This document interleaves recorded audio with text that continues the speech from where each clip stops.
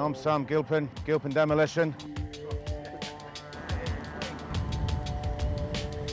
It's quite a big job in respect of demolition of railway bridges. Normally we're demolishing our bridges on a Saturday night stroke Sunday morning, typically taking 12 hours, 18 hours, 24 hours. This one, due to the length of it, is taking us 100 hours. I guess size-wise it'd be one of our biggest.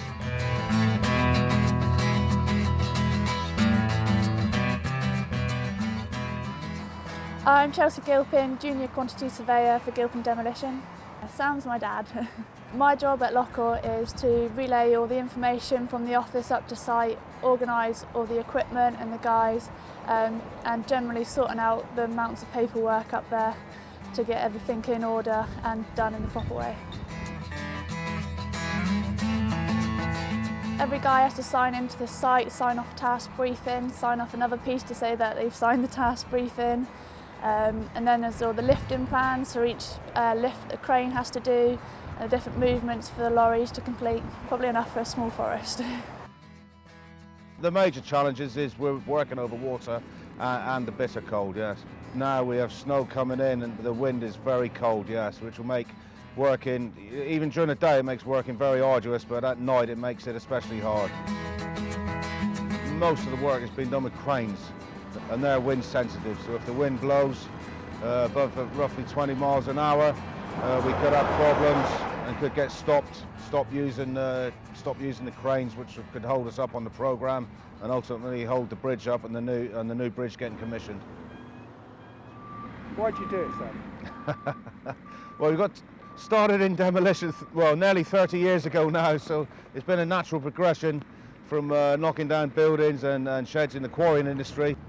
We sort of evolved into the rail industry and specialised in sort of bridge demolition and the marine aspect of demolition as well, working off barges and working with boats and working on the water and the tidal waterways.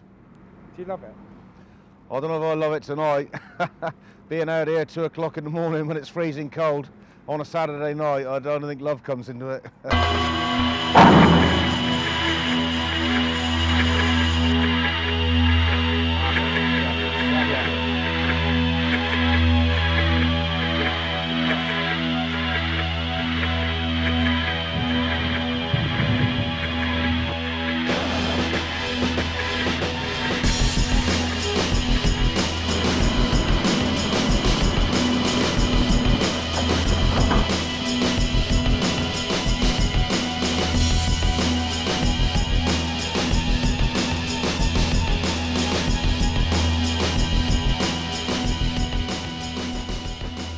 Just about doing the ballast today.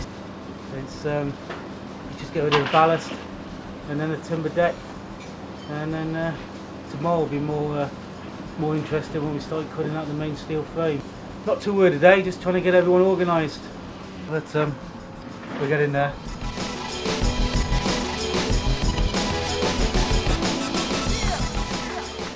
It's -2 now at midnight.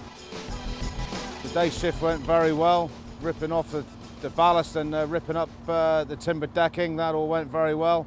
Tonight is a learning process, so if we get a couple of girders out, it's a bonus. If we get a couple of girders on the lorries, that's good. But the main thing is to get everything set up tonight for the guys tomorrow, so when they come in, they know exactly what to do. We say, yeah, this is where to cut it, this is where to put the crane, and this is where to put the lorry, and they can crack on and utilise the day shift. It's a proper family firm, isn't it, Sam? Well, there's a lot of family members that have joined me, yes. My brother is just going over to the Bronto lift. He's going to be doing the first cuts. My brother-in-law, which is Kim's brother, he's also here, and cousins, and other family members and friends, yes, yeah. Do you think it's why you're so successful? Well, there is an inbuilt trust, and we all work as a team, and I trust them and they trust me.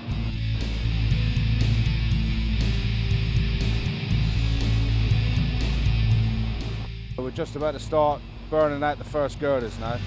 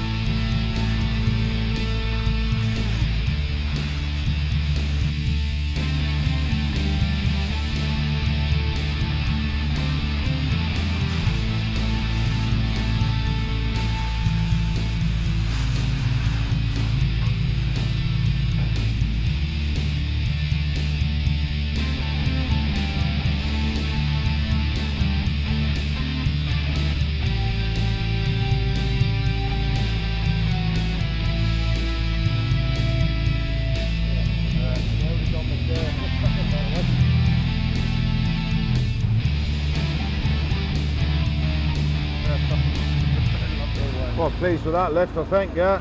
So it's given us a bit of confidence now that we know what we're looking at.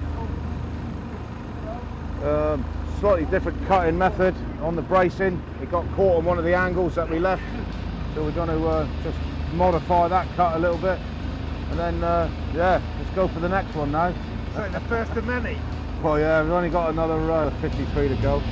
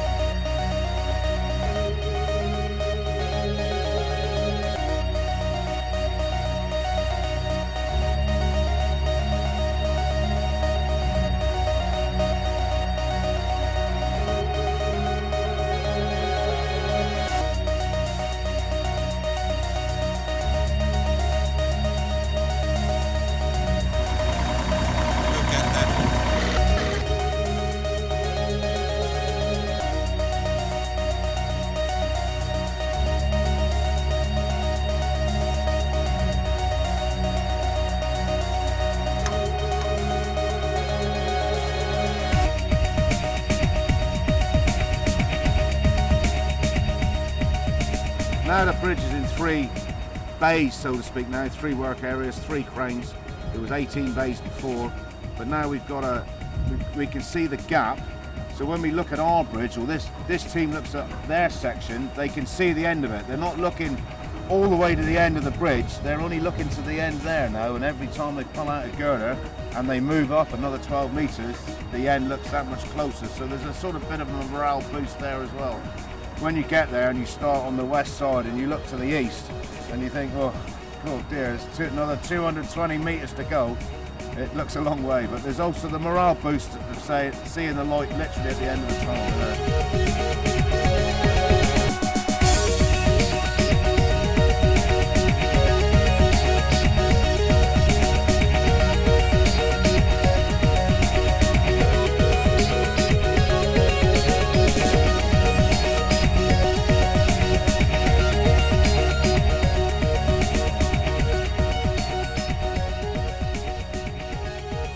Deck removal's finished now. It's Good Friday morning. We're just about to start the trestle removal. We've got the 17 trestles in the river in total.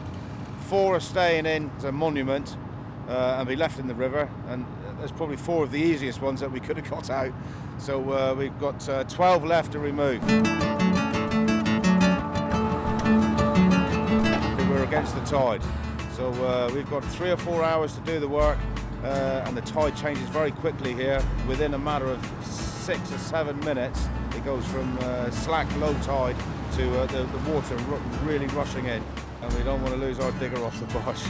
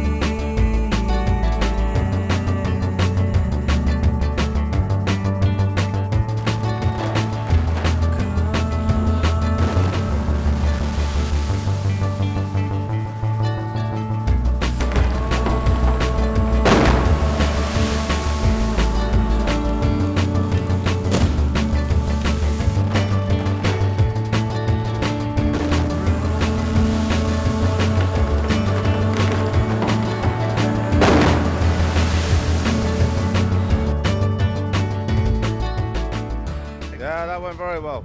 So as far as the possession is concerned, that's the end of our works now.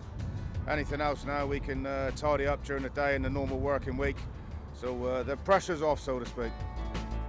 We were due to finish Thursday night about 8 o'clock, which was 100 hours I think, and we finished the bridge deck 25 hours early.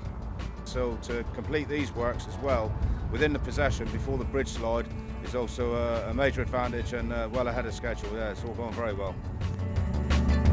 Everyone else has gone to Reading, and we also have another bridge which starts tonight, which is also over the main line in West London. So Easter's a very busy period for us, yeah.